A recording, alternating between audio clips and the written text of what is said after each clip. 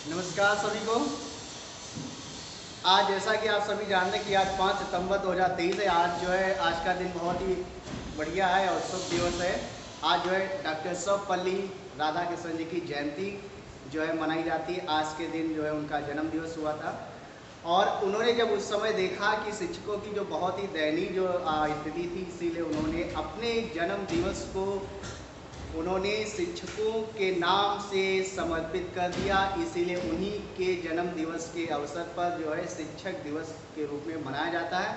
आज इसी अवसर पर आज हम आप सभी के लिए लेकर उपस्थित हुए हैं ऑपरेटिंग सिस्टम का टॉपिक। आज हम आप लोगों को ऑपरेटिंग सिस्टम पढ़ाएंगे कि ऑपरेटिंग सिस्टम क्या होता है और ये कितने प्रकार के होते हैं और इसमें फिर इसके क्या आपके कंपोनेंट्स होते हैं, क्या इसका फंक्शंस होते हैं और इसमें जो आपके सिंगल यूज़र है, मल्टी यूज़र है, आपके डिस्ट्रीब्यूटर है, रियल टाइम ऑपरेटिंग सिस्टम है, इनका काम क्या होता है, इन्हीं सब बातों पे चर्चा करेंगे। तो आइए देखते हैं आज का हमारा जो टॉपिक है ऑपरेटिंग सिस्टम आपके सभी के सम्मुख है। यहाँ पे देखिएगा ये है टॉपिक ऑपरेटिंग सिस्टम, आज इसी पर हम चर्चा करेंगे। चलिए चलते हैं आगे, देखिएगा आप सभी के लिए। यहाँ पे सबसे पहले हम आपको बता देते हैं कि ऑपरेटिंग सिस्टम को जो मतलब डिज़ाइन के बेस पे उसको कैटेगराइज किया गया या कह सकते हैं फंक्शन। उस यहाँ पे हम जो बात कर रहे हैं अभी इस यहाँ पे उसको डिज़ाइन के बेस पे किया गया, तो उसको दो भागों में बांटा गया। नंबर 1 CUI और नंबर 2 पे आपका है GUI। यानी CUI मीन्स आपका हुआ करेक्टर यूज़र इंटरफेस और GUI यानी कि ग्राफिकल यूज़र इंटरफेस। CUI में क्या होता है आपका, जिसमें टोटल जो है वर्किंग आपकी कमांड बेस पर आधारित होती है। यानी कि in based operating system you don't use any pointing device, only character user interface device as like का keyboard. In a GUI operating system you can use pointing device as like a mouse. यानी कि जिसमें हम केवल command base पे काम करते हैं, उसमें हम केवल कीबोर्ड का इस्तेमाल करते हैं, माउस का इस्तेमाल नहीं करते हैं। लेकिन जो हमारी GUI होती है यानी ग्राफिकल यूज़र, उसमें हम पॉइंटिंग डिवाइस का यूज़ करते हैं जैसे कि माउस होता है। तो आइए देखते हैं यहाँ पे, तो इसमें कुछ डिवाइस बाहर किया गया है जैसे कि आपका MS-DOS यानी कि माइक्रोसॉफ्ट डिस्क ऑपरेटिंग सिस्टम और यूनिक्स, ये आपकी CUI बेस्ड डिस्प्ले यानी टोटल आपका कमांड बेस पे रहता है। और GUI की जब हम बात करेंगे यहाँ पे तो MS विंडोज़ यानी कि माइक्रोसॉफ्ट विंडोज़ हम लोग जो वर्जन यहाँ पे यूज़ कर रहे हैं, किसी में 7 है, किसी में किसी में विंडोज़ 7 है तो किसी में विंडोज़ 10 आपका पड़ा हुआ। इन सभी पे क्या है, एक पॉइंटिंग डिवाइस यूज़ की जा सकती है। तो यानी कि ये कैसा होगा, GUI होगा। उबंटू क्या है आपका लाइनक्स बेस्ड ऑपरेटिंग सिस्टम है, वो भी आपका GUI पे है। एप्पल iOS हो जाता है, Apple Macintosh operating, Mac OS का मतलब होता है क्या, मैकिंटोश ऑपरेटिंग सिस्टम। के लिए आपका आता है एंड्रॉयड आता है, ठीक है। ये सारे क्या है आपके ग्राफिकल यूजर इंटरफेस पे आधारित है और ये आपके किस पे है, CUI आप पे आता है। चलिए आगे देखते हैं। इस पे अब हम कंपोनेंट की बात करेंगे, कंपोनेंट पे बात करेंगे, ठीक है। अब हम इस पे कंपोनेंट की बात करेंगे। यहाँ पे components of an operating system. जब भी ऑपरेटिंग सिस्टम के जब हम स्ट्रक्चर की बात करेंगे, स्ट्रक्चर क्योंकि देखिएगा कोई भी प्रोग्राम होता है बेस उसका क्या होता है, स्ट्रक्चर होता है, बेस ही उसका है। तो जब भी स्ट्रक्चर की बात करें तो इसके दो जो है कंपोनेंट्स आते हैं, शेल आता है और एक आपका है कर्नल। जो शेल का जो काम होता है क्या करता है, handles the interaction with user. Shell का जो काम होता है क्या है, handle the interaction with the user. यानी कि जो ये इंटरेक्ट कर रहा है किसके साथ है, यूजर्स के साथ। और ये क्या करता है, handle the interaction with hardware.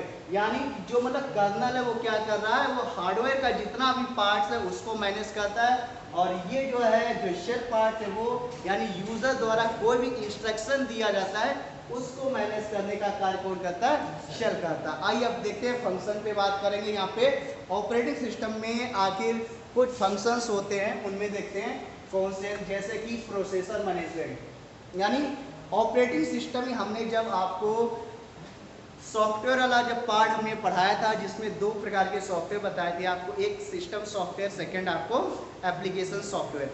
System software के पार्ट आपको बताए थे क्या, नंबर 1 ओएस बताया था, डिवाइस ड्राइवर बताया था, आपका यूटिलिटी सॉफ्टवेयर बताया था, फिर आपका लैंग्वेज प्रोसेसर बताए थे। 4 टाइप्स के हमने आपको सिस्टम सॉफ्टवेयर में बताया था। जब हम ओएस की जब बात हमने पढ़ाया था तो उसमें बताया था कि पूरा काम ओएस का है, यानी अगर कंप्यूटर में ओएस नहीं है तो कंप्यूटर क्या है, पूरी तरह से क्या हो जाएगा, डिब्बा। यानी आप ऑन करेंगे ब्लैक या ब्लू स्क्रीन दे करके आगे नहीं बढ़ेगा, ऑन नहीं होगा। जब विंडोज करप्ट हो जाती है तो कंप्यूटर क्या ऑन होगा, नहीं। इसलिए मेन पार्ट क्या होता है आपका ऑपरेटिंग सिस्टम है। नंबर क्या कहता है, प्रोसेसर मैनेजमेंट करता है, मेमोरी को मैनेज करने का काम करता है, डिवाइस मैनेजमेंट करता है, यानी जितनी भी इनपुट आउटपुट या पैरेलल डिवाइस लगाते हैं उसको मैनेज करने का काम ओएस के द्वारा होता है। फाइल मैनेजमेंट करता है, फाइलों को अरेंज करता है व्यवस्थित तरीके से, सिक्योरिटी करता है, इसमें एरर डिटेक्शन करता है और जॉब शेड्यूलिंग करता है। ये सारे ऑप्शन आते हैं जिसमें ऑपरेटिंग सिस्टम के फंक्शन में। अब सिक्योरिटी देखिए क्या होता है, सिक्योरिटी में क्या होता है, एक ऑप्शन होता है विंडोज में फायरवॉल। क्या होता है ऑप्शन है आपका, फायरवॉल होता है। फायरवॉल क्या काम करता है, जो भी अनऑथराइज्ड एक्सेस होता है, जो भी अनऑथराइज्ड एक्सेस होता है उसको क्या करता है, रिस्ट्रिक्ट करता है। कौन करता है, फायरवॉल करता है। ध्यान में रखिएगा, फायरवॉल का काम है अनऑथराइज्ड एक्सेस को रिस्ट्रिक्ट करना। अब देखिएगा एरर डिटेक्शन क्या है, आपने कोई भी आप उस पर प्रोग्राम कर रहे हैं और प्रोग्राम में अगर कोई एरर आती है तो वहीं पे क्या हो जाता है, आपको एरर दे देगा। या आप कोई भी उसमें डिवाइस लगा रहे हैं और डिवाइस अगर नहीं चल रही है तो वहां पर उसको एरर दे देगा, ठीक है। फिर आपका आता है जॉब शेड्यूलिंग, यानी किस तरह से आपके द्वारा दिए गए इंस्ट्रक्शंस को कैसे वो फॉलो करता है, क्योंकि जहाँ जैसे आप उसको दे रहे कमांड उसी तरह से वो एक निर्धारित जॉब शेड्यूल पे आधारित काम करता है। अब हम यहाँ पर देखेंगे कुछ डिफरेंट टाइप्स के ऑपरेटिंग सिस्टम जिनको हम लोग खूब सुनते हैं। ये मल्टी यूज़र है, ये सिंगल यूज़र है, ये डिस्ट्रीब्यूशन ऑपरेटर, ये RTOS है। ये सब क्या होता है इनके बारे में हम देखते हैं यहाँ पे। चलिए अब हम बात करेंगे यहाँ पे सिंगल यूज़र ऑपरेटिंग सिस्टम की। ध्यान रखिएगा, जो सिंगल यूज़र ऑपरेटिंग सिस्टम होता है, one user at a time. क्या है, one user at a time, यानी जो सिंगल यूज़र OS होता है उसमें एक समय में केवल एक ही यूज़र क्या है उसको ऑपरेट कर सकता है। जैसे MS विंडोज़ 3.1, MS विंडोज़ 95 और माइक्रोसॉफ्ट डिस्क ऑपरेटिंग सिस्टम, ये इसके क्या है एग्जाम्पल है किसके, सिंगल यूज़र ऑपरेटिंग सिस्टम के। ध्यान रखिएगा, एग्जाम में क्वेश्चन यही आते हैं ऐसे, ठीक है। नेक्स्ट करते हैं यहाँ पे मल्टी यूज़र। अब यहाँ पे क्या बात आ रही मल्टी यूज़र की, तो सिंपल सी बात क्या है, more than one user to use computer at the same time. जैसे कि लाइनेक्स, यूनिक्स, MS विंडोज 2000, ये ऐसे ऑपरेटिंग सिस्टम है जिनको एक से अधिक यूज़र एक समय में क्या कर सकते हैं, इनको यूज़ कर सकते हैं। क्यों, ये सारे के सारे कैसे होते हैं, सर्वर बेस पे इनको हम ले जा सकते हैं। जब सर्वर बेस पे कोई चीज़ होती है, एक जगह पे सर्वर आपका होता है, उससे कितने लोग कनेक्ट हो सकते हैं, अनगिनत कनेक्ट हो सकते हैं। चलिए अगला देखते हैं यहाँ पे मल्टीटास्किंग ऑपरेटिंग सिस्टम। क्या, मल्टीटास्किंग। अब मल्टीटास्किंग का क्या मतलब होता है, देखिएगा, मोर than one task at a time. Microsoft Windows 3.1, MS Windows 95 और MS DOS, ये आपका हो रहा है। यानी कि मोर देन वन टास्क, यानी एक ही समय में एक से अधिक टास्क को जो परफॉर्म करे उसको क्या कहते हैं, मल्टीटास्क ऑपरेटिंग सिस्टम कहते हैं। क्या कहते हैं इसको, मल्टीटास्क। जैसे कि अभी आप लोग विंडोज 10 यूज़ कर रहे हैं कुछ लोग, और कुछ लोग विंडोज 7 यूज़ कर रहे हैं। आप उस पर एक ब्राउज़र भी ओपन कर लेते हैं, MS ऑफिस का MS वर्ड भी ओपन कर लेते हैं, एक्सेल भी ओपन कर लेते हैं, पावर पॉइंट भी ओपन कर लेते हैं, टैली भी ओपन करे हैं, यानी कोई एक लैंग्वेज भी ओपन करें, यानी एक के साथ आप अधिक से अधिक जो टास्क ओपन करके सभी को परफॉर्म करने का काम करते हैं। इसको क्या कहते हैं, मल्टीटास्किंग कहते हैं, ठीक है। अब देखते हैं यहाँ पे मल्टी थ्रेडिंग ऑपरेटिंग सिस्टम क्या होता है। अगला आता है यहाँ पे multi threading, allow different parts of an application और प्रोग्राम टू रन सिमुलटेनियसली, यानी कि एक साथ, यानी कि एक समय में या एक साथ जो भी एप्लीकेशंस होती हैं या प्रोग्राम्स होते हैं उन सभी को एक साथ जो है रन कराने को क्या कहते हैं, मल्टी थ्रेडिंग कहते हैं।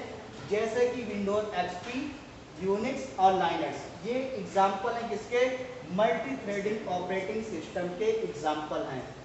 अब बहुचर्चित जो ऑपरेटिंग सिस्टम है जिसको ज़्यादातर लोग यूज़ करते हैं, अगर आप बहुचर्चित ऑपरेटिंग सिस्टम यानी कि RTOS, real time operating system, real time operating system, क्योंकि इसी का जो है अगर हम ऑनलाइन की बात करेंगे तो RTOS ही यूज होता है, क्योंकि ये ऐसा ऑपरेटिंग सिस्टम जो आपका 24/7 वर्क करता है। कैसा वर्क करता है, 24/7 वर्क करता है। अगर आप रात में 3 बजे उठते हैं और आपको जो है कहीं जाना है, उसके लिए आपको टिकट बुक करना है, किसी होटल का जो है आपको रूम वगैरह बुक करना है, किसी एयरप्लेन का टिकट बुक करना है, बस का करना है, ट्रेन का बुक करना है, तो रात के आप 2 बजे उठिए, 3 बजे उठिए, 4 बजे उठिए, आप आराम से उसको क्या कर सकते हैं, लॉग इन कीजिए और अपना बुक कर सकते हैं।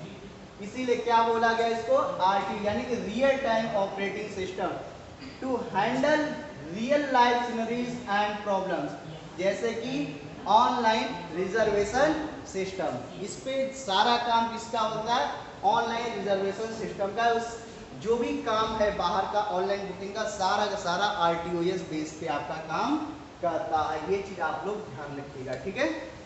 फिर अब हम एक ऑपरेटिंग सिस्टम का नाम सुनेंगे, किसका, डिस्ट्रीब्यूटेड ऑपरेटिंग सिस्टम। एक कौन सा आपका, डिस्ट्रीब्यूटेड ऑपरेटिंग सिस्टम है। It allows all the link machine to access data, software and process task over to common network from different computer respective of their location on the globe. अब इसको हम किस पर लेकर जा रहे हैं, कोई बताएगा इसका मीनिंग क्या हुआ, यानी डिस्ट्रीब्यूटेड ऑपरेटिंग सिस्टम को हम कहाँ पे लेकर जा रहे हैं, सर्वर पे लेकर जा रहे हैं। कहाँ पे लेकर जा रहे हैं, हमें सर्वर पे लेकर जा रहे हैं इसको। यानी कि एक बड़ा सा कंप्यूटर है, देख एक बड़ा सा कंप्यूटर जिसको सर्वर के रूप में बना दिया गया। टोटल का जो आपके प्रोग्राम्स हैं, फाइल्स हैं, वो सब एक सेंट्रल कंप्यूटर पे क्या है, स्टोर्ड है। एक सेंट्रल कंप्यूटर पे क्या है, स्टोर है, और उसी से अन्य कंप्यूटर आपके क्या है, कनेक्ट हो जाते हैं। जो भी डेटा एक्सेस है, क्लाइंट रिक्वेस्ट भेजेगा, क्लाइंट क्या करेगा, सर्वर को रिक्वेस्ट करेगा, सर्वर क्लाइंट की रिक्वेस्ट को एक्सेप्ट करेगा, और क्लाइंट के अकॉर्डिंग जो भी इंस्ट्रक्शंस होंगे उसी के अनुसार जो डेटा है वो क्लाइंट को क्या करेगा, सेंड करेगा। यही क्लाइंट और सर्वर की डेफिनेशन है, ध्यान रखिएगा। क्लाइंट सर्वर की डेफिनेशन में क्या होता है, क्लाइंट क्या होता है, जो क्लाइंट सर्वर में क्या है, क्लाइंट क्या करता है, टू सेंड रिक्वेस्ट, सर्वर क्या करता है, accept request to the client and send data to the client. अब इसको अगर हम कंप्यूटर की भाषा में लेंगे तो क्लाइंट का काम कौन कर रहा है, यहाँ पे CPU करेगा। कौन करेगा, CPU करेगा। और ठीक है, सॉरी, सर्वर का काम कौन करेगा, CPU करेगा, और क्लाइंट्स का काम कौन करेगा, यूजर करेगा। जब इसको हम सर्वर बेस पे लेकर जाएंगे तो वहां पे जो आपका जो होगा सर्वर, वो कौन होगा, अगर हम इसको वेब ब्राउजर में अगर हम लेकर जाएंगे तो वेब ब्राउजर आपका क्या हो जाएगा, क्लाइंट हो जाएगा, और जहां से HTTP यानी www वो क्या हो जाएगा, आपका सर्वर हो जाएगा। क्योंकि वेब ब्राउजर क्या करेगा, ऐसे रिक्वेस्ट आपको सेंड करेगा www को, और वहां से जो भी रिक्वेस्ट होगी वो ब्राउजर तक एक्सेस होगी, ठीक है। तो ये है डिस्ट्रीब्यूटेड का, यानी कि एक कॉमन मशीन में आपका जो भी डेटा है, सॉफ्टवेयर है, process task over the common network from different computer respective to the their location on the globe. कहीं पर भी आप सर्वर पे अगर एक कॉमन कंप्यूटर पर अगर एक नेटवर्क पे डेटा आपका है तो आप कहीं पे बैठे हैं, वहां से आप उसको क्या कर सकते हैं, एक्सेस कर सकते हैं। तो ये था हमारा यहाँ पे आज का टॉपिक था ऑपरेटिंग सिस्टम, जिसमें ऑपरेटिंग सिस्टम के टाइप्स थे। ऑपरेटिंग सिस्टम को डिज़ाइन किया गया है 2 पार्ट्स पे, CUI और GUI के आधार पर। उसके कंपोनेंट्स के बारे में देखा गया, शेल और आपका कर्नल के बारे में, फिर उसके फंक्शंस के बारे में देखा गया, फिर जो फंक्शन के आधार पर यानी ऑपरेटिंग सिस्टम के जो फंक्शंस के आधार पर टाइप्स थे उनके बारे में यहाँ पे पढ़ा गया। ठीक है, ये टॉपिक्स यहीं पे फिनिश होता है, फिर हम मिलते हैं एक नए टॉपिक के लिए। तब तक के लिए जय हिंद, जय भारत।